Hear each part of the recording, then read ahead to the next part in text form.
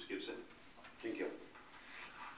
As most know, we have a water quality task force in this town that's headed up by Frank Sampson. I was lucky enough to be the liaison to that committee my first term in office. He's considered the guru of water in Howard by some.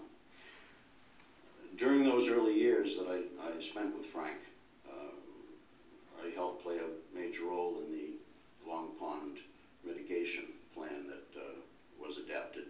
We received money from the state, and Long Pond is well on the way of being a safe and sound water resource.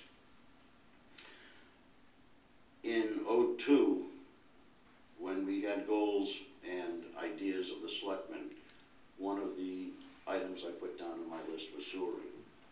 I was told by others that I should never mention the word sewering in the town of Howard. It's got a bad taste in everybody's mouth. But if it had been done in the 1960s, we wouldn't have had to pay for it, or at least 90% of it, we wouldn't have had to pay for it. It has to be dealt with. I believe it needs to be dealt with in a regional type of way. Areas like the high school, the community building, the golf course, this building here, the downtown Howard could be maybe one of the initial areas. The golf course is a perfect location to help reuse the gray water that would come out of that plant. West Howard, in '03, the town of Dennis was willing to sit down with us and discuss a plan that would take care of West Howard and Dennisport.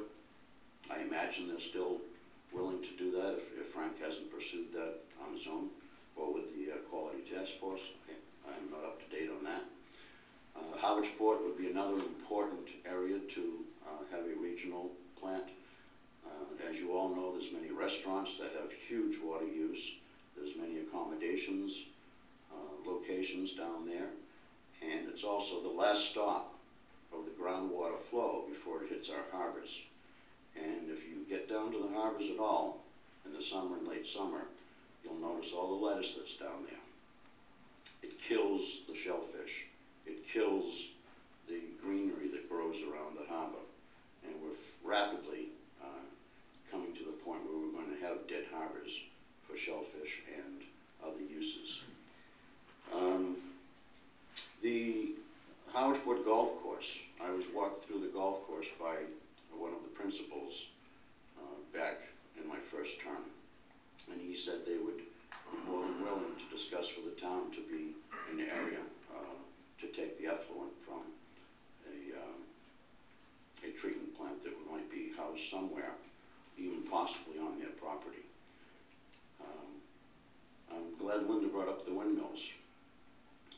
The town uses almost $1 million a year in electricity. It's been said by the worst possible scenario, with the worst possible variations, that $280,000 a year will be saved on our electric bill.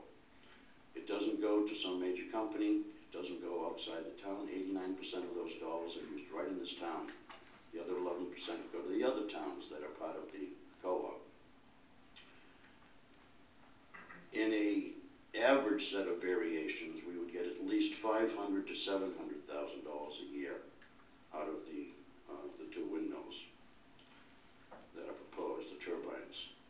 As it was stated by the chairman of the planning board, absolutely nothing can happen in this town unless it passes all the muster that is there for turbines. There's many misnomers that are out there. Some people say that 3,000 feet from the windmill is where all these homes are located. The reality is the boundary of the property, 3,000 feet from the boundary of the property, is where the houses are located. So one has to look at what is being said in order to understand the reality of the whole turbine issue. I think in general, we must use common sense, follow the rules and regulations, but also use common sense.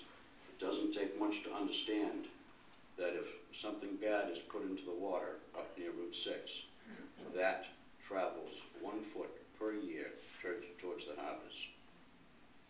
So anything that was put up in the ground up there 50 years ago is getting closer to the harbors and ocean. If it's gone into the ground in Howardsport, it's already in the harbors and oceans.